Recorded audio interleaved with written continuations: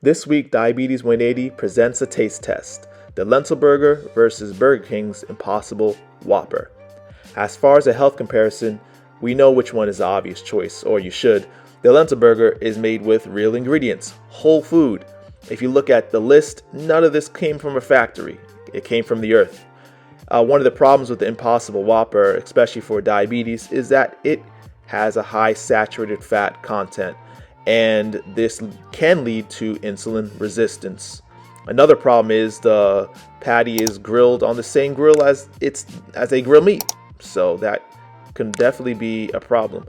And if you look at the ingredients, it's far from wholesome, made with highly processed ingredients. And lastly, if you compare the Whopper, traditional Whopper, with an Impossible Whopper, there's not much difference in nutrition. And so, yeah, of course the choice is yours, but I'm always going to choose the healthier option. But it's also nice to know you can go with something tasty. So let's go to the recipe and how it's made. First, here's a look at the spices we used. And here you have the ingredients, the wholesome ingredients listed here.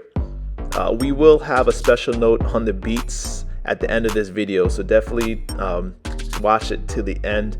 The cups, special note on that. I would make sure to drain the water out. You want this to be formed. You want it dry as possible, so drain the water from the lentils and watch to the end for a special note on the beets. A special note on the chia seeds. The chia seeds will be your egg substitute. So you want to use 2 tablespoons of seeds and add about 5 tablespoons of water, stir it, and let it rest for about 5 minutes. Now simply add all the ingredients to a food processor, mix it well. This is also where you can add some little salt to taste, and then you'll have a nice meaty texture. Looks like real meat, huh? Form the patties with your hands and place it on a baking sheet. This recipe will yield about 6 patties.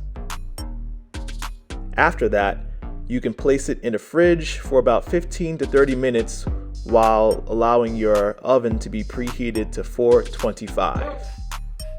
When this is done, place it in the oven, and I would advise flipping it after about 15 to 20 minutes and then letting it bake for another 15 to 20 minutes. And now the moment you've all been waiting for, the taste test. Alright, so first I'm using butter lettuce wraps because this is Diabetes 180, no bread here. And the Impossible Whopper tastes pretty good. You know, you definitely get that charbroiled flavor that is famous to the Impossible Whopper. Pretty good. Now let's taste a healthier option, lentil burger. And first thing I noticed when I ate this is that it is bursting with flavor. I mean, so much more flavor than Impossible Whopper. I loved it. You know, I had to give it 2 thumbs up. And it helps that it's 10 times better in health. But it tastes even better in my opinion. Now here's a special note on the beets.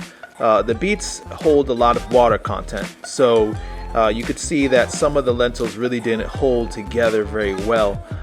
If I did this again, I would do it, and I definitely will do it again.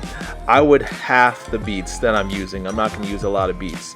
Now, my wife did mention that another idea would be to strain the water from the beets. I'll post a link in the comment section on how to do that.